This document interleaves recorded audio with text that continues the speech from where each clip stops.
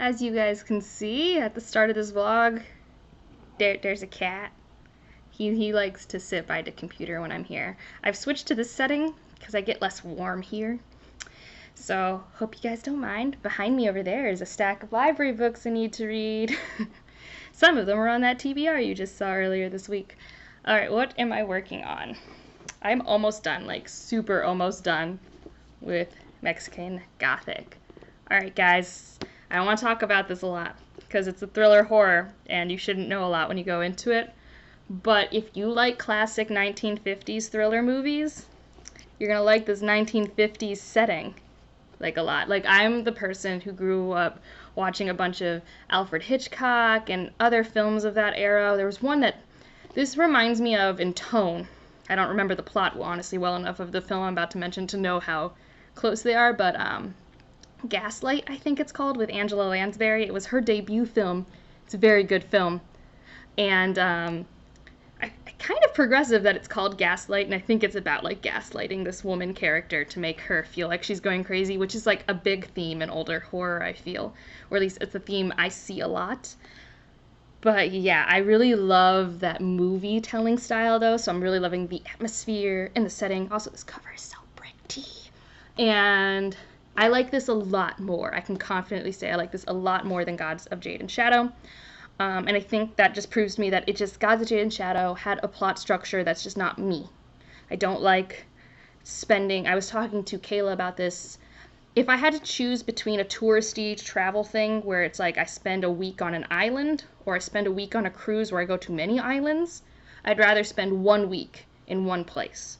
And that's what I get to do here. I get to spend time in one setting versus Gods of Jade and Shadow. You are traveling across Mexico, which is very cool, but that's not my favorite thing because I don't get to sit in it and feel as absorbed. And also, I just wasn't as connected to those characters versus here. I'm really enjoying, this is Noemi, at least I'm calling, I mean, who knows if this is actually Noemi, but it seems to have her sense of fashion. So I really like Noemi, definitely a woman who who knows that using her beauty is a part of society, but she also like loves to be beautiful. Like, it's like, I don't know, it's part of femininity that I don't get as, I don't relate to, but I appreciate. Like, she's the type of person who isn't just being pretty for other people, it's also for herself, and I really like that. But yeah, otherwise I don't want to talk too much about anything else. Like, there are things I could say, things I could compare it to, but no. It's got a very good atmosphere. I will say, if you're like me and a horror baby, like as in don't read a lot of it, don't know how scared you're gonna get, like could almost not finish the movie Scream. I did finish it, but it was hard. This is like I said, it's more like the 1950s movie thriller vibe. It's not actually that creepy, unless, I'm not as good of a visual reader, but even like some of the grosser, creepier scenes did not freak me out that much. I mean, if anything, the creepiness comes more from the commentary, if I'm being honest, and like the actions of some characters. It's not from like it's not a jump scare, it's not gross or terrifying. That's my thoughts. But yeah, so I guess if you want something terrifying, no, at least not in a traditional sense. Like, yeah, that's all I'll say. Like, there are things in it that terrify me, but it wouldn't terrify everyone. It has to do with more like trust. So yeah, really like it. I'm gonna finish it very soon, like very soon. But I don't see my opinion changing much. If it does, you'll know in the next clip. I'm hoping also to finish, we'll put over here, The Testaments. Yeah, I haven't read it in like 2 days. Tells you how invested I am. I mean, I was reading Mexican Gothic as a buddy read, and my mental health has been complete crap. So I could only read like one thing, and even then I'm behind the buddy read by like half a day, which isn't bad. It's just, yeah, I didn't have time to barely read the thing that was my like required priority, much less the Testaments, which I'm just like, I mean, maybe it'll have an ending that matters to me. I don't know. I'm 100 pages from the end, and I'm like, yeah, that's my face. I also will hopefully read Steel Frame this week. I think that's what I'm going to do. I'm going camping. Don't worry, socially distant. I have no plans to be very close to other people. I just want to be in the sun, by the water, It's going to be great. Maybe, if you're lucky, I'll actually vlog it. Who knows? But that's to say, you're not for sure going to get another check-in until at least Sunday. And who knows if I'll read everything? Like, sometimes I read when I'm outside, sometimes I don't. I'm gonna be real, this is my mental health vacation week, and sometimes that means I want to read, and sometimes it means I want to stare at clouds, so don't know what's going to happen there. But that's this check-in, and here's the little cat paw.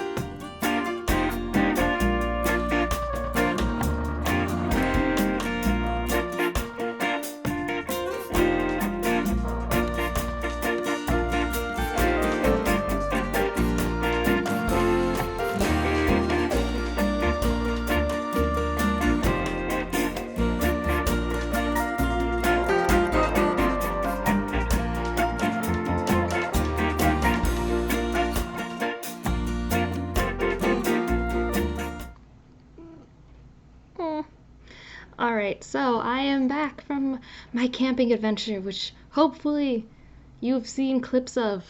It was a beautiful time, beautiful weather. Couldn't have asked for better weather.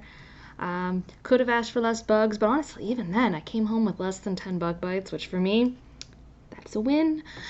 So yeah, it was a good, relaxing time. I learned the magic of earplugs. So we were at a camping site where typically people blast music into the early hours. And I think at one point when someone was like unironically blasting Break Even by the Script, I was like, I don't want to hear this anymore. So I used some earplugs and it was magic. But I also, while on that trip, I finished The Testaments by Margaret Atwood, and yeah, I don't like it. Yeah, I just don't. I think objectively it's not a bad book, but I don't like it. I don't like the ending. I don't like how it pulls from a show that pulled from it, but it's not. It's very weird. I think, and I was reading the acknowledgments, her purpose for writing this story was to show how Gilead fell. If you don't know, Handmaid's Tale takes place in a country called Gilead. It is a Puritan theology, is that the word for a government? Theocracy, I think. Regardless, basically women have very strict, precise roles. One of them is a handmaiden who basically is just a body for creating other humans. It's pretty bad. And this story, though, you follow an aunt, someone who grew up in Canada, who is infiltrating Gilead, and the third one is a daughter of a commander, but she was like an adoptive daughter. At the start of Gilead, a lot of the children of a lot of the women who were claimed to be sinners had their children taken away from them and given to the other people. All this very, it's a horrible society. And I guess this book was supposed to show how it falls. A, I'm not convinced it shows that. B, I don't like how it went about executing that, especially when compared to how I feel the show's going. I also don't think it's accurate. I don't know exactly when this was done publishing versus current times. I know it came out in 2019. I don't know exactly where she's been in writing it, but the way she chose to imply it fell, I don't think would work based off now. So I'm just not convinced that the events that are triggered in this story would lead to the result we assume it would. I didn't like the writing style for it. I don't know why. I normally actually am pretty good with short, concise sentences, but a lot of what I liked about Handmaid's Tale wasn't, here's another dystopia setup where everything's bad. It was, here's a dystopia setup that's real messed up, but here's a really intense character study of like this one person who's never allowed to talk, so you just get all of her thoughts. And here, it wasn't that we had 3 point of views, I just found none of them compelling at all. Just was not interested. it was very jarring that the writing style was different, like dramatically different between the two books. Not saying an author can't use different prose, but this is the same series, and that was jarring. And I didn't like that, especially in the acknowledgement section. Like, she doesn't talk about the inspiration behind these characters when they're obviously loosely based off characters introduced in the show. And I was looking online, and this book does come out after the show, and these characters, I don't think that like there was a pre-version of this book that was given to the showrunners to work on. I could be wrong, but yeah, like, I also just didn't like all of the conveniences. Like, there are things when you read this story, it's like, oh, of course, that in this large world with all of this chaos, this is going to be the coincidence that happens. And I don't know, I just didn't like it. The first book was very literary fiction, and the second book was not. It was very dystopian, and not even like 1984 or Fahrenheit 451 dystopian. It was more like Red Rising, Hunger Games dystopian writing style. I don't know. It was weird. And then I started Steel Frame. This is a debut book by Andrew Skinner. It was sold to me as Pacific Rim, and I could see why. There are these really cool sort of sentient mechs that pair with jockeys, so the humans who, what's the word? Captain them. And yeah, I am liking it. It's a really weird thing. I'm liking it, but I'm also having issues with it. So, I'm liking it because I like this world. It's really interesting. You have these convicts who are allowed to basically reduce their sentences by being sent to this place. It's not called Horizon, but the ship they're going to is called Horizon, and it's a really, really weird part of space, even by this like futuristic society standards. I like that this universe is no longer run by governments, it's run by corporations, and like that implication. I like the jockey machine dynamic. There's the one machine we were looking at is a Juno, and he has an interesting implied personality, and I think that's where my big issue is I'm 30-some% of the way in, and I don't really have a good grasp on any of the characters I've been introduced to, especially the main character, and it's a first-person perspective writing style, and so that's a little jarring to me. I think a lot of the execution in writing is hard for me.